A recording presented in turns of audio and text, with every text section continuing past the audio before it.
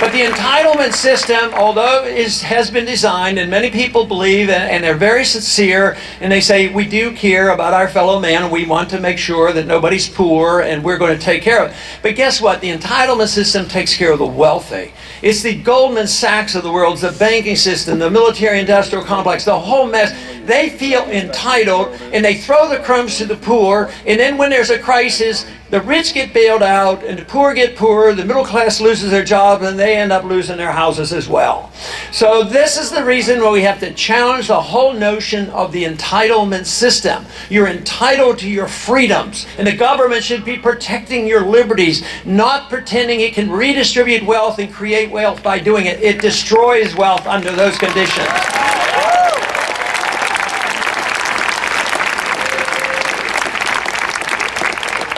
So very simply, in order to restore a sound economy and get jobs back here again, I think we should cut spending. But that's such a strange idea in Washington. Even our side of the aisle has a proposal to look like they're cutting spending, but they're only cutting proposed increases. In the next 10 years, the proposed increases are about $10 trillion. So if they cut them down to $9 or $8 trillion, say, oh, look, we just cut $2 trillion. I want to cut it. I want to cut $1 trillion of real money in the first year. A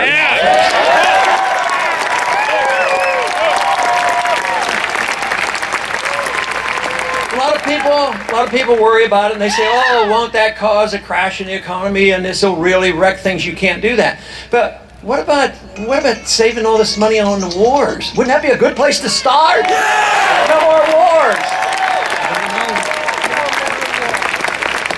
In the last 10 years, there was $4 trillion added to our debt by fighting these wars overseas.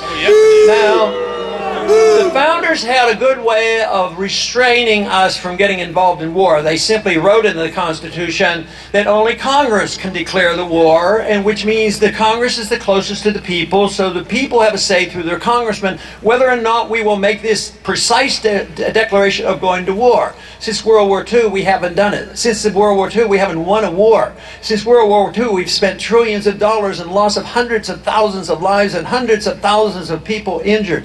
And just think of the tragedy of the injured that's coming back from Iraq and Afghanistan now. If you look at what kind of lives that we have lost in the last 10 years since 9/11, Americans, soldiers and contractors, we've lost 8,500. That's not a fair deal. I understand 9/11 very, very well, but going into a policy where we spend a lot of money, bankrupt ourselves, and a lot of Americans get killed, that's not very good payback. We need to wise up and have a different type of foreign policy.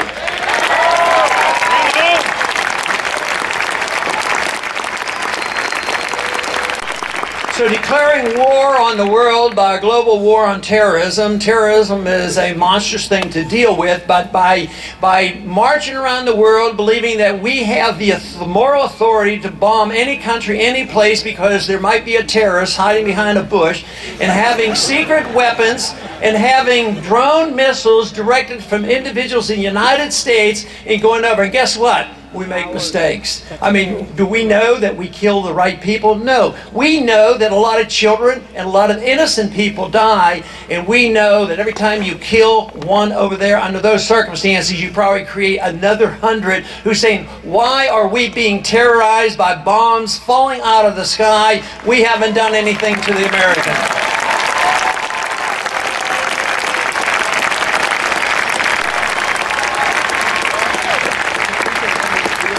So my idea of cutting $1 trillion sends a message that we're going to get our house in order. We can start with overseas spending. We don't need to give away foreign aid. I'm convinced that foreign aid is taking money from poor people in this country and giving it to rich people in poor countries.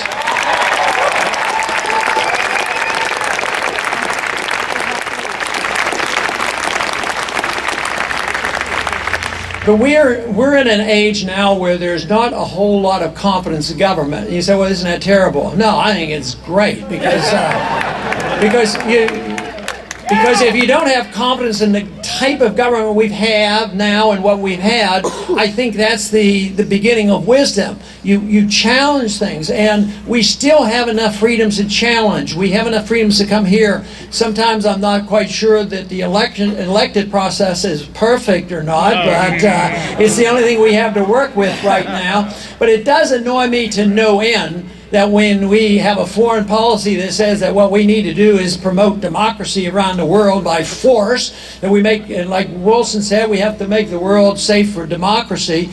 So we gather up our men and women, we send them overseas, we invade country, we occupy, and we say, we're gonna make you have elections like Americans have. We're gonna make you Democrats and keep voting. So sometimes they ended up actually having elections. Then they elect the wrong people and we won't accept the election. But here in this country, it is sometimes very difficult, and competing. So the two-party system is deeply flawed, and having true competition is very, very difficult.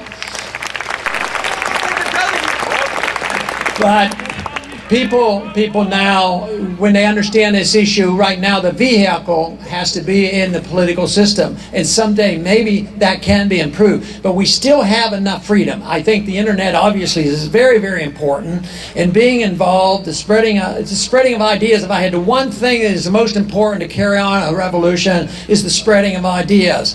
And even in the original days of the founding, they've spread ideas by writing letters and pamphleteering, and sometimes they just did it on their own. They didn't have any other vehicle. So the spreading of ideas is key, but acting out afterwards. There are some of my friends who know and understand and think spreading of ideas and intellectually is the only thing that counts, and politics don't count. But eventually, spreading of ideas is important, but eventually you have to have political action. The founders practiced political action. They knew the fundamentals of what tyranny, the bad parts of tyranny, and they wanted to change. So they were able to translate that into demanding their freedoms, and that is why we were introduced to a society that we've had. So we have been blessed, but if we don't do something, we will lose it. And I think this is what the people are understanding in this country like never before, that we're on the edge of something where it's not going to be maintained. The world financial system is worse than anything, in my estimation, in the history of the world, because it's a global economy like never before. It's based on a single fiat currency, the dollar, like never before. Debt is unbelievable, and just because we've been taught in school that debts don't matter, and if you have problems with debt, you get more, try to tell that to a student that's getting out and has debt and says, oh, that's okay, you don't have a job, but you have this debt, you have to run up some more debt, go get another credit card. We know that doesn't work, and it doesn't work for a country either. It doesn't work for the entire world either.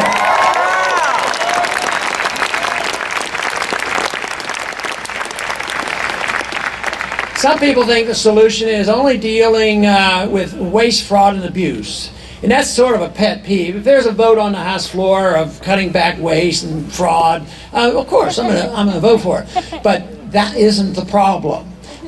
Government by nature is wasteful and fraudulent and abusive. Is a wiser foreign policy, and one design where it's very limited in a republic, the protection of liberty, protecting the marketplace, protecting your right to run your life as you see fit, and a foreign policy which means friendship and trade with people. Believe me, under those circumstances, I think we would have the greatest chance for peace and prosperity. That should be our goal. Thank you very much.